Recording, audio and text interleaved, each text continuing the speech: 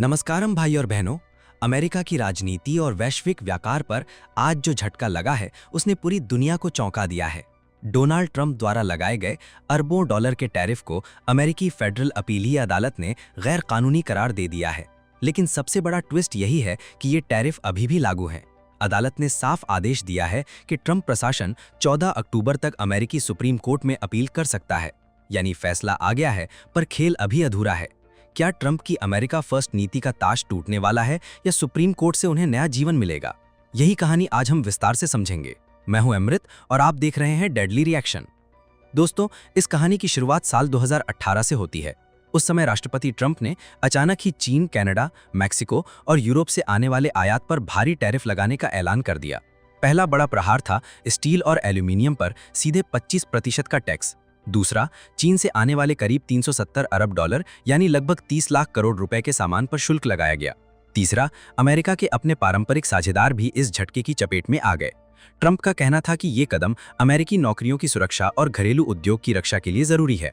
लेकिन सवाल ये है, क्या वाकई अमेरिकी उपभोक्ताओं और कंपनियों को इससे राहत मिली या फिर उन्होंने खुद ही महंगाई का बोझ अपने सिर ले लिया? अब आते हैं अदालत के फैसले पर।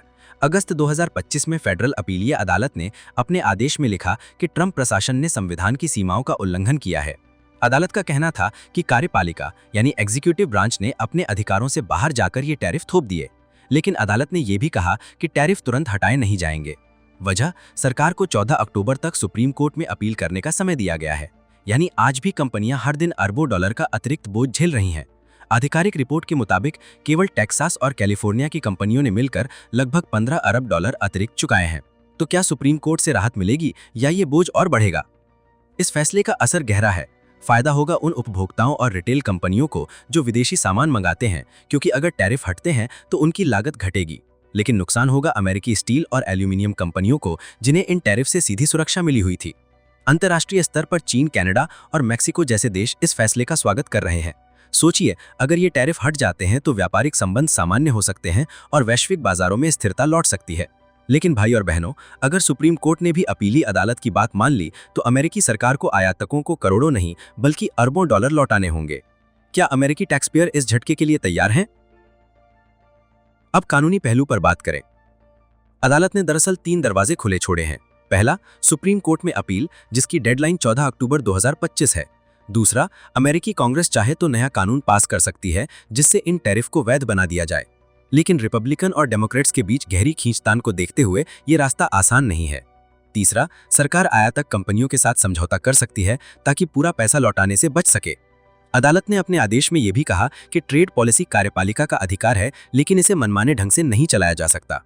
भाई और बहनों, सवाल यही उठता है कि अगर सुप्रीम कोर्ट भी इस व्याख्या को सही मानता है तो क्या आने वाले समय में अमेरिकी राष्ट्रपति की आर्थिक शक्तियां सीमित हो जाएंगी? लेकिन कहानी का दूसरा पहलू भी है।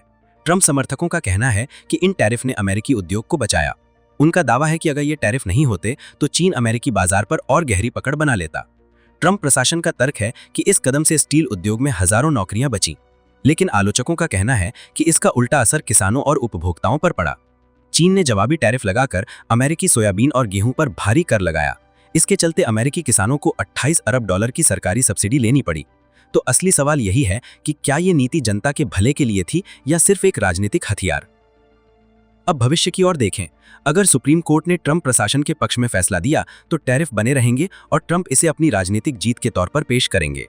लेकिन अगर सुप्रीम कोर्ट ने अपीली अदालत का फैसला बरकरार रखा तो अमेरिकी सरकार को अरबों डॉलर लौटाने होंगे और ट्रंप की अमेरिका फर्स्ट नीति को गहरी चोट पहुंचेगी। तीसरी संभावना यह है कि कांग्रेस दखल देकर नया कानून बनाए, लेकिन वो रास्ता राजनीतिक रूप से बेहद कठिन है। जो भी हो, आने वाले 6 से 12 महीनों तक ये मामला अमेरिकी राजनीति और वैश्विक अर्थव्यवस्था दोनों पर छाया रहेगा।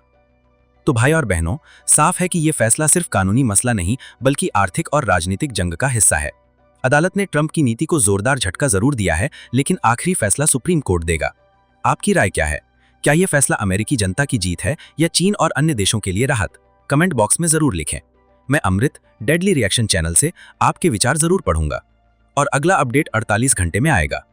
ये जानकारी उपलब्ध स्रोतों और आधिकारिक रिपोर्ट पर आधारित है।